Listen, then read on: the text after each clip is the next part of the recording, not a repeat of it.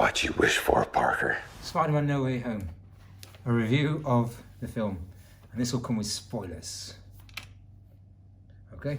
So Spider-Man No Way Home is the third in the installment of the films with Tom Holland's Spider-Man in the MCU universe.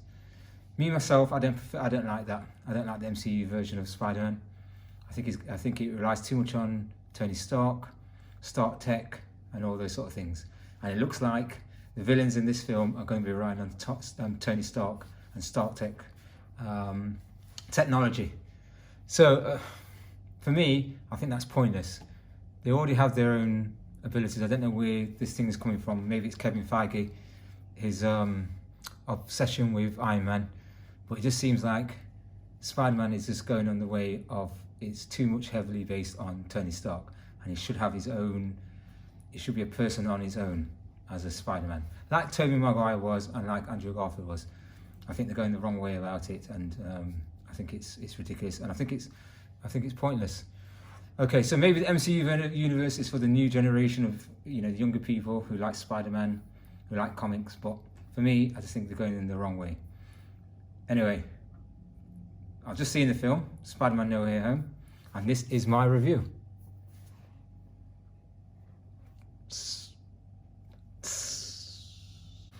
So, Spider-Man No Way Home.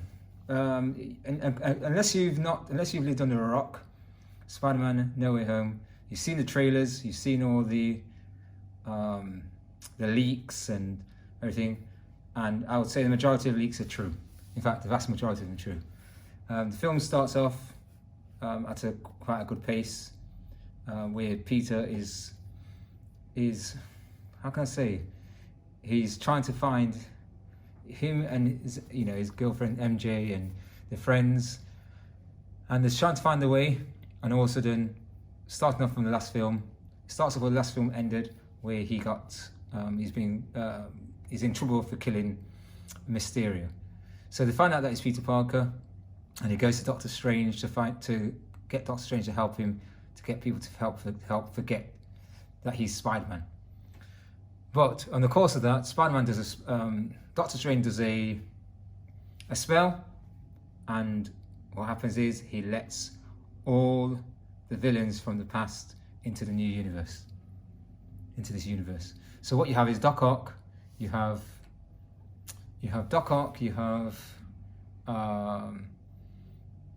Sandman, you have the Goblin. Who else do you have? Doc Ock, the Goblin. Who are the other two? Sandman, and we don't get a 6. It's not in Sinister 6. It's a Sinister 5 for some reason. Okay, maybe they thought by putting too much in, too many people, and they start to come in the second half of the film. They come in maybe towards the second half of the film, and guess who appears in the second part of the film? Tobey Maguire and Andrew Garfield. They appear in the second part, and there's some funny parts on that. There's some funny anecdotal conversation between the three of them, but really they're all there to kind of, how can I put it, to right wrongs of their former things that have happened to them, like Gwen Stacy dying, and just things that Harry Osborn and people dying and things like that. So they're trying to right their wrongs in this universe. But at the first part of it, when they come in trying to take on Spider-Man, but at the end there's a twist. There's kind of a twist, and what happens is Peter Parker, Spider-Man, Doctor Strange wants to get them in the box and send them back to where they were, into their deaths, but Peter Parker doesn't, and Spider-Man doesn't. He doesn't want to send them back to their deaths. He wants to collect them and help them to redeem themselves, which is kind of his conundrum, his life conundrum. I think this is the part where this last third of the film is, I would say, is where they're starting to move into Spider-Man and Peter Parker working on his own, rather than having Stark Tech suits or anything like that. I think that's the way forward they should do, and I think the last third of the film helps to cement that. I think it helps to cement that he should be going on his way. I think he ditches the suit, he ditches everything, and he tends to want to go off on his own. I think that's where they're moving forward. I think it's very important for that now, because him relying on that is just going too far. So like I say, he defeats all the guys. They have a change of heart in a sense, and he tries to, and basically the Spider-Men are trying to seek redemption. And the last part of the film is taking part at the Statue of Liberty, the last scene, the last battle, and he tends to find redemption. Okay, so for me, the film was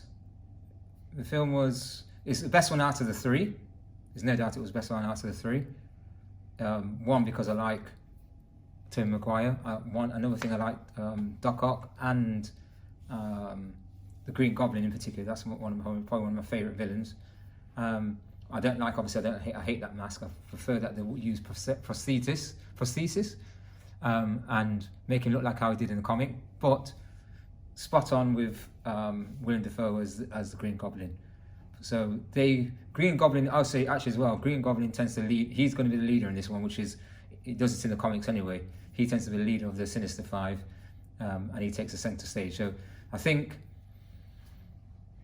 the best character in this film is, not just because I like him, but the best character in this film is the Green Goblin. He takes over the film, and he's the number one lead in the film. I still feel that Tom Holland is still heavily reliant on Tony Stark tech, but this film goes a long way to helping rid him of Tony Stark and all that, and just going about things on his own way. Anyway, that was my review of Spider-Man No Way Home. Guys, I think I've got to go for dinner. My spider senses are tingling. And this really does itch. Like I say, when I did the elevator scene with the guy in the lift, it does ride up the crotch a bit. Okay guys, see you soon.